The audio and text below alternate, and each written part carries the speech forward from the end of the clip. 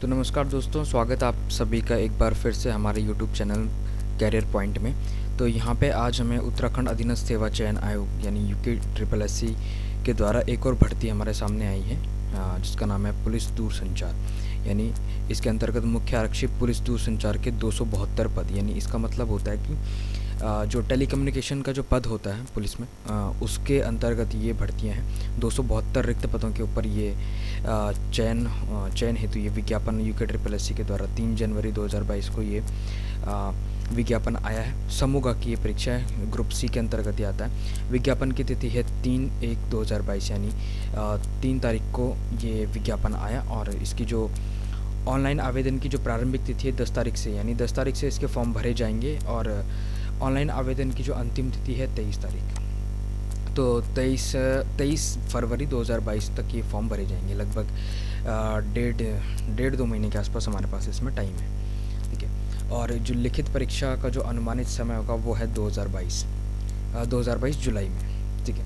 अब देखते हैं इसके लिए आपको करना क्या होगा। जो ग्रुप सी की जितनी भी परीक्षा होंगी इसके लिए तो आपको सिंपल से पता है कि ये इसमें OTR होना बहुत ज़रूरी है। तो OTR के ऊपर जल्दी से एक वीडियो आएगी, वो हम आपको बता देंगे। अब चलते हैं मेन चीज़ों के ऊपर, ठीक है। जो मुख्य आरक्षी पुलिस दूरसंचार के जो पद हैं उसमें क्या क्या चीज़ें वो चलिए वो देख लेते हैं, ठीक है। तो जो अनुसूचित जाति है उसमें 40 रिक्त पद हैं, अनुसूचित जनजाति में 7 हैं, फिर अन्य पिछड़ा वर्ग में 37 हैं, फिर इसके बाद सामान्य में 159, टोटल हो जाता है आपका 272। यानी 272 पदों के ऊपर भर्ती 272 पदों के ऊपर भर्ती होगी, ठीक है। अब इसका जो वेतनमान है ये 25,500 से लेके 81,100 रुपये तक इसका, यानी जो लेवल 4 का इसमें वेतनमान दिया गया है। आयु सीमा 18 वर्ष से लेकर 22 वर्ष तक होनी आवश्यक है, ठीक है।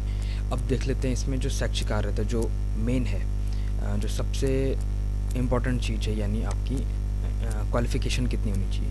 तो मुख्य आरक्षी पुलिस दूरसंचार की सीधी भर्ती के पदों पर भर्ती हेतु आवेदन करने के लिए वही अभ्यर्थी पात्र होंगे जिसने अपनी इंटरमीडिएट परीक्षा भौतिक विज्ञान, गणित तथा अंग्रेजी विषयों के साथ उत्तराखंड राज्य में स्थित मान्यता प्राप्त संस्थानों से उत्तीर्ण किया। यानी आपका 12th में PCM होना बहुत ज़रूरी है, तभी आप इसके लिए एलिजिबल होंगे। या उत्तराखंड प्राविधिक शिक्षा परिषद द्वारा मान्यता प्राप्त अथवा इसके समकक्ष संस्थानों से रेडियो प्रौद्योगिकी या संबंधित इलेक्ट्रॉनिक्स इंजीनियरिंग, कंप्यूटर साइंस या इंफॉर्मेशन टेक्नोलॉजी से डिप्लोमा परीक्षा उत्तीर्ण की हो तो भी आप इसके लिए एलिजिबल हैं। यानी आपने अगर BSc IT या BCA भी किया है तो भी आप इसके लिए एलिजिबल हैं। अब देख लेते हैं इसमें जो शारीरिक मापदंड है वो क्या है।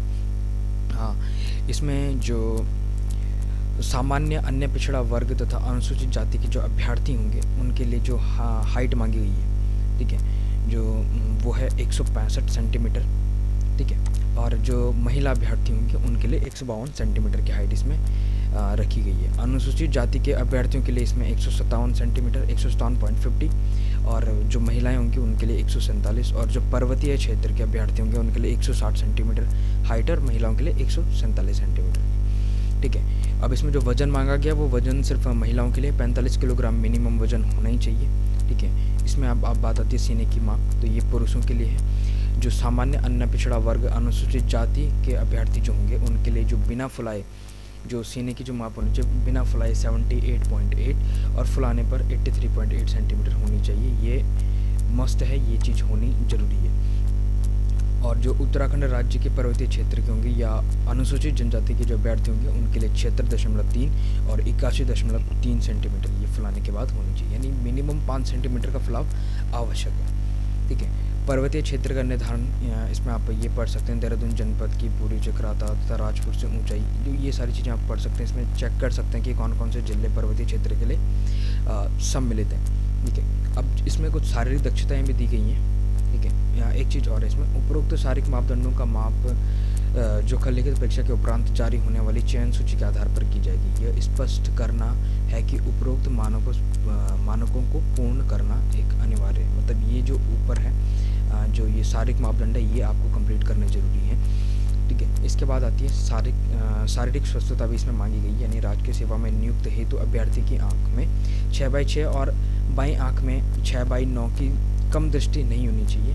अतः बिना चश्मे के दाहिने हाथ से काम करने वाले अभ्यर्थियों के लिए दाईं आँख, सॉरी फॉर डिस्टर्बिंग, अभ्यर्थियों के लिए दाईं आँख 6/6 और बाएं हाथ से काम करने वाले अभ्यर्थियों की बाईं आँख 6/6 होनी ज़रूरी है। ठीक है, इसके अलावा जो अभ्यर्थी का सटा घुटना, सपाट पैर, बो लैग, वेरिकोस वैन, हकलाना, विकलांगता और अन्य विकृतियाँ व अन्य समस्याओं जो मुख्य आरक्षी की ड्यूटी में किसी प्रकार की बाधा पैदा करते हैं, ये अयोग्यता उसमें मानी जाएगी। तो यानी आपको ये जितनी भी जो शारीरिक स्वस्थता के ऊपर जितनी भी ये चीज़ें हैं, ये आपको ये सारी तैयारी करके वहाँ पे आपको जाना पड़ेगा। ठीक है, अब आते हैं लिखित परीक्षा के लिए। लिखित परीक्षा में यूके ट्रिपल एस सी का जो सिलेबस है वो भी आप लोगों को प्रोवाइड कर दिया जाएगा। तो यूके ट्रिपल एस सी है, तो इसमें स्वयंकों का वस्तुनिष्ठ प्रश्न यानी objective type of with multiple choice के क्वेश्चन होंगे।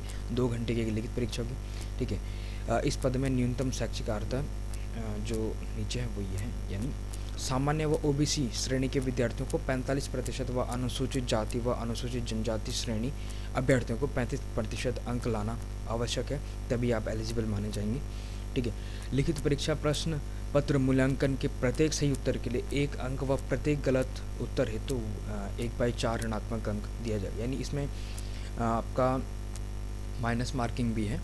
ठीक है, अब आते हैं अभ्यर्थियों के लिए लिखित परीक्षा की जो प्रश्न बुकलेट परीक्षा के पश्चात आप अपने साथ लें, तो ये सारी चीज़ें आप पढ़ सकते हैं। OMR शीट के थ्रू आपको पता है ये पेपर होता है। ठीक है, बाकी ये सारी चीज़ें आप डिटेल वाइज पढ़ सकते हैं, ये ब्रीफ है जो मैं बता रहा हूँ। ठीक है, हाँ एक और चीज़ है, एक मेन चीज़ है वो है आयु।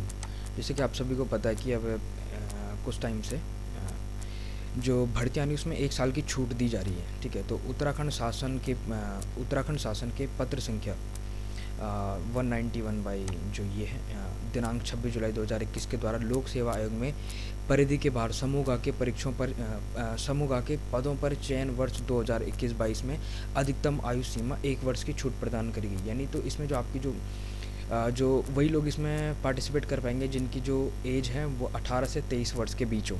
ठीक है, परंतु यह कि उत्तराखंड के राज्य के अनुसूचित जाति व अनुसूचित जनजाति व पिछड़ा वर्ग शासनादेश संख्या ये 21 मई 2005 द्वारा अधिकतम आयु सीमा 5 वर्ष की छूट अनुमान्य है। यानी होमगार्ड विभाग में उत्तराखंड के अंतर्गत कार्यरत होमगार्ड अगर आपने काम किया तो 3 वर्ष की छूट उसमें आपको मिलेगी। तो ये सारी चीज़ें ब्रीफ थी, इसको आप पढ़ सकते हैं। ठीक है, ये मैं आपको जो लिंक है इसको डिस्क्रिप्शन में प्रोवाइड कर दूंगा, इसको आप डिटेल वाइज पढ़ सकते हैं। ये इसका ब्रीफ था। इसकी जब भर्तियाँ स्टार्ट हो जाएंगी, यानी इसकी जो भर्तियाँ हैं वो 10 तारीख से स्टार्ट होने वाली हैं, तो 10 तारीख से इसके बारे में आपको अप टू डेट करते रहेंगे और इसका जो सिलेबस होगा आप तक ज़रूर पहुंचाएंगे। और साथ ही साथ अगर ये वीडियो या ये जो इन्फॉर्मेशन आपको नॉलेजेबल लगी हो तो आप इसको शेयर कर सकते हैं। जितने भी अभी आपके जो फ्रेंड हैं जो एलिजिबल हैं उनको आप इस चीज़ को शेयर करिए, और जो भी चीज़ें होंगी इसकी जो फर्दर इन्फॉर्मेशन या फर्दर अपडेट होंगी वो आप तक पहुँचा दी जाएंगी। Thank you very much, keep like and subscribe.